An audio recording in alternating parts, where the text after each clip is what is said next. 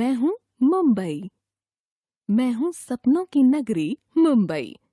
विभिन्न समाज और संस्कृतियों का मिश्रण, सिनेमा की चमक दमक से जगमगाती, सुखद सौम्य मौसम से पर्यटकों को आकर्षित करती भारत की व्यावसायिक नगरी। आज मैं आपको अपने बारे में बताती हूँ।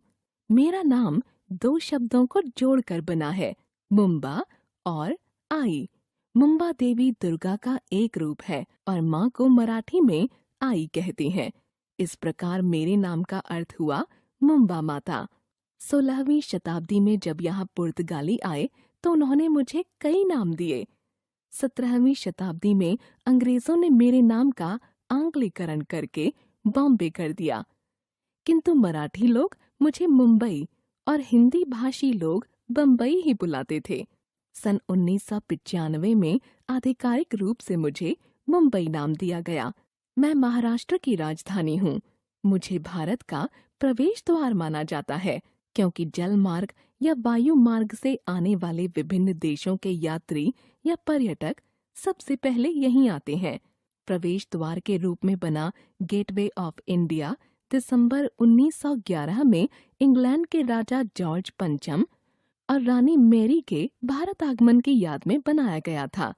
भारत के अधिकांश महत्वपूर्ण व्यापारिक संस्थान जैसे भारतीय reserve bank, Mumbai stock exchange, national stock exchange एवं अनेक बहुराष्ट्रीय कंपनियों के मुख्यालय यहीं स्थित हैं।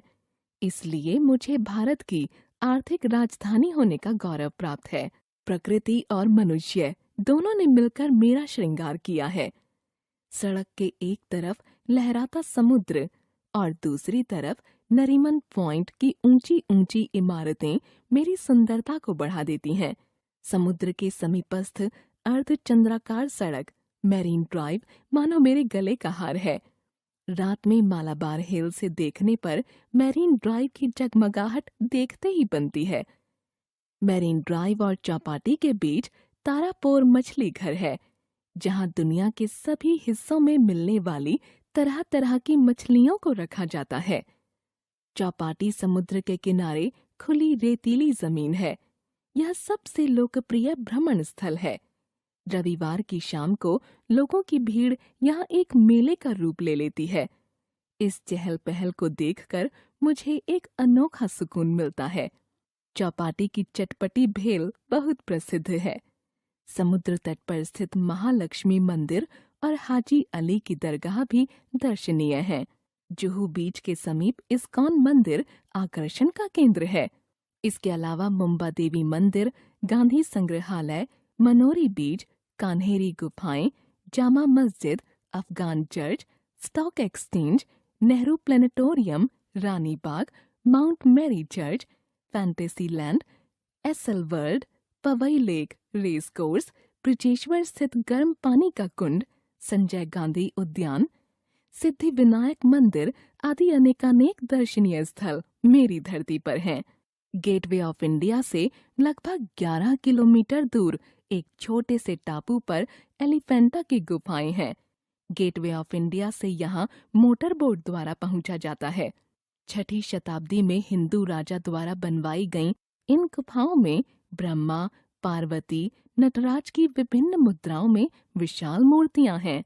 मेरी संस्कृति परंपरागत उत्सवों, खान-पान, संगीत, नृत्य और रंगमंच का अद्भुत सम्मिश्रण है। यहाँ विश्व की अन्य राजधानियों की अपेक्षा बहुभाषी और बहुआयामी जीवन शैली देखने को मिलती है। मेरी इमारतों में गोथिक स्थापत्य, इंडो-रेनेनिक, आर्ट डेको और अन्य स्थापत्य शैलियों का संगम झलकता है। कला प्रेमियों की मेरे यहाँ कमी नहीं है। मैं भारतीय सिनेमा की जन्मस्थली हूँ।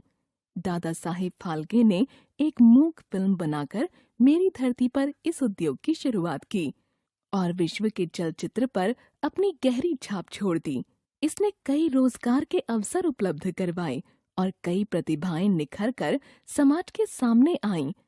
आज के समय में यह मनोरंजन का सबसे सस्ता और लोकप्रिय साधन है। समय समय पर मेरे निवासी मुझे विभिन्न त्योहारों के रंग में सराबोर कर देते हैं।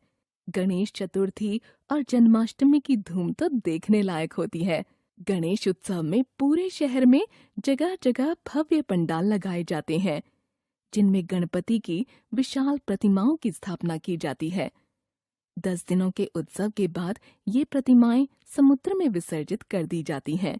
जन्माष्टमी के दिन स्थान स्थान पर माखन के मटके बांधे जाते हैं, जिन्हें युवक युवतियां जुगत लगाकर फोड़ते हैं। मुंबई लोकल ट्रेन और डब्बा वाला के बिना तो मेरी कहानी अधूरी है। ये दोनों ही मेरी रीढ़ की हड्डी कहे जाते हैं। डब्बा वाले प्रतिदिन 2 लाख टिफिन पहुंचाते हैं। ये लोग बहुत ज्यादा पढ़े लिखे नहीं हैं, लेकिन टिफिन पहुंचाने में किसी तरह की गड़बड़ी नहीं होती। यह है मेरी कहानी, मेरी जुबानी। अंत में मैं अपने यानी मुंबई के लिए 2 पंक्तियां कहना चाहूंगी। रोज रोज इस शहर में लोग आते हैं, इस शहर से दिल लगाकर बस जाते हैं।